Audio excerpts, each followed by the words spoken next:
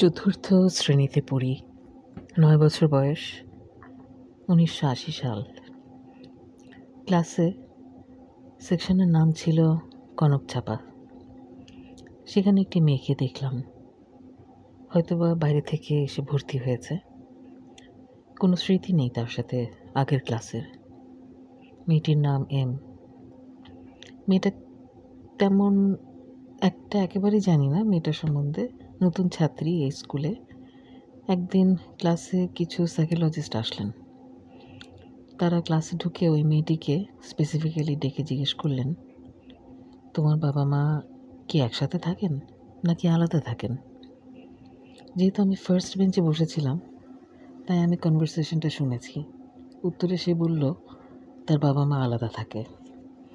তারপর তাকে জিজ্ঞাসা করলো সে কি বাবার সাথে থাকে নাকি মায়ের সাথে থাকে। কী উত্তর দিয়েছিল তা আর আমার মনে নেই।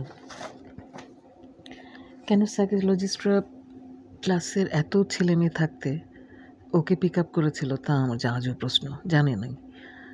কিন্তু তাকে সমস্ত ছেলেমেয়েদের মধ্যে থেকে পিক আপ করে এই প্রশ্নটা করেছিল। তারপর আরেকটা স্মৃতি তার সাথে আছে। আমার স্কুল ব্যাগের সেই চেইন খুলে সে আমার ব্যাগের মধ্যে কিছু জিনিসপত্র রেখে ক্লাস টিচারের কাছে নালিশ দিয়ে আমাকে হ্যারাস করার চেষ্টা করেছিল। সে বুদ্ধিতে একটু অন্যরকম ছিল, একটু ক্রিমিনাল মাইন্ডেড ছিল, একটু আগানো ছিল, যার ফলে এইসব প্ল্যান সে খুব ভালো মতো করতে পারত। সেই ক্লাস 4-এ, 9 বছর বয়স তার তখন, আমারও তো, বা আমার থেকে সে 2-1 বছর বড় হলে হতেও পারে, কিন্তু তারপরেও তার বয়স অনুযায়ী সে খুবই পাকা ছিল।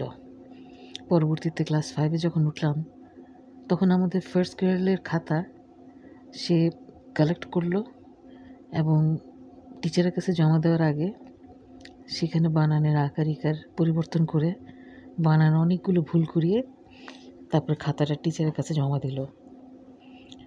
পরবর্তীতে সে ফার্স্ট গ্রেড কম মার্কস পেয়েছিল এবং আবিষ্কার হলো যে তার খাতা ওভাররাইট করেছিল এই মেয়েটি। তার দলে আরেকটা মেয়ে ছিল, একটু লম্বাটে করে, ইউরোপিয়ান বাচ্চাদের মতো দেখতে, সিলেটি ব্যাকগ্রাউন্ড, সেই কারণেই দেখতে বিদেশিদের মতো ছিল। এস তার নাম। একটু ডাল ধরনের ছিল পড়ালেখায়, কিন্তু কুকর্মে দুজনেই ওস্তাদ এবং দুজনেই ছিল হরিহর আত্মা। তারপরের আরেকটা স্মৃতি এই মেয়ের সাথে মনে পড়ে যে আমাদের দেশের তখন প্রেসিডেন্ট 1980-তে, 5-এ তো 1981-এ আসলেন আমাদের স্কুল ভিজিট করতে। আমরা সবাই প্রেসিডেন্টকে অভ্যর্থনা জানানোর জন্য লাইন করে দাঁড়িয়ে আছি। এমকে দাঁড় করা হয়েছে প্রেসিডেন্টের হাতে ফুলের তোড়া তুলে দেবার জন্য পর্টিকোর নিচে, যেখানে গাড়ি এসে থামবে।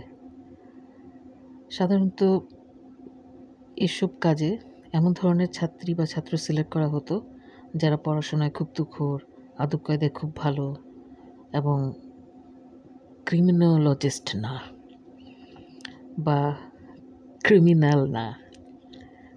কিন্তু তাকে কেন এই ক্ষেত্রে সিলেক্ট করা হয়েছিল, কে এই সিলেকশনের পিছনে কোন টিচার কাজ করেছেন, কার সিলেকশন কাজ করেছে, সেটা আমি জানি না। তো সে দাঁড়িয়ে আছে পর্টিকোর নিচে সবার সেন্টারে, রাস্তার পার ঘেঁষে। আমরা যতবারই আমি ওই পার ঘেঁষে দাঁড়ানো অবস্থায় তার দিকে তাকাই, ততবারই দেখি তার চোখগুলো বড় বড় হয়ে যায়। আমার এখনও সেই স্মৃতি মনে পড়ে।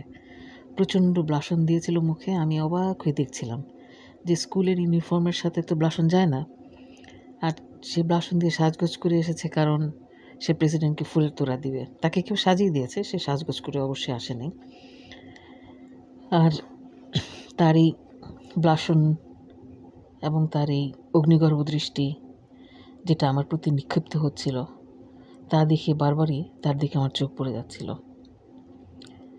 কিন্তু কেন সে এরকম করছিল, আমি তার দিকে তাকালে আমার ঠিক বোধগম্য হচ্ছিল না। পড়াশোনা, আচার ব্যবহারের দিক দিয়ে টপমোস্ট স্টুডেন্টকে সাধারণত প্রেজেন্ট করা হয়। এই কোনো দিক দিয়েই সে এই স্থান অধিকার করার যোগ্যতা পেত না বা তার ছিল না, এবং বিশেষ কাজে নিযুক্ত হয়েছে বলে বিশেষ সাজগোজ করে সে বিশেষভাবে নিজেকে ভয়ঙ্করভাবে আমার সামনে কেন উপস্থাপন করছিল তা আজও আমার বোধগম্য নয়। পরবর্তীতে ক্লাস 6-এ বা 7-এর দিকে আমার স্মৃতিতে আর মনে পড়ে না যে তাকে আমি দেখেছি। আরও অনেক পরে শুনেছি 20-30 বছর পরে অন্যান্য সূত্র থেকে, অন্য একটা স্কুল ফ্রেন্ডের মাধ্যমে, যে ওকে স্কুল থেকে রাস্টিকেট করা হয়েছিল। বর্তমানে শুনেছি টরন্টো থাকে, প্রচণ্ড ড্রাগ নির্ভর জীবন, চেহারার মধ্যে একটা ড্রাগ নেওয়ার ছাপ পড়েছে, অগ্নিগর্ভ চোখ মুখ তার বলে আরও ভয়ঙ্কর রূপ ধারণ করেছে। এত ভালো নামকরা স্কুল আমাদের, যেসব বাবাদের বদলির চাকরি থাকে তাদের বাচ্চারা ছাড়া আর কেউ তো স্কুল ছাড়বে না, কিন্তু তাকে তার আচরণগত কারণেই কিনা স্কুল থেকে বের করে দেওয়া হয়েছিল তা আমার জানা নেই। স্মৃতিগুলো আরও ক্ষীণ হয়ে আসবে সামনের দিনগুলোতে, হয়তোবা আদ্যক্ষর দিয়ে বানানো এই গল্পের ফাইলটির এই কুলোটার সম্পূর্ণ নামও আমি একদিন ভুলে যাব। তাই ঘটনাগুলো মনে থাকতে থাকতে সেভ করে রাখার জন্য এই পডকাস্ট। আজ 19শে সেপ্টেম্বর 2025।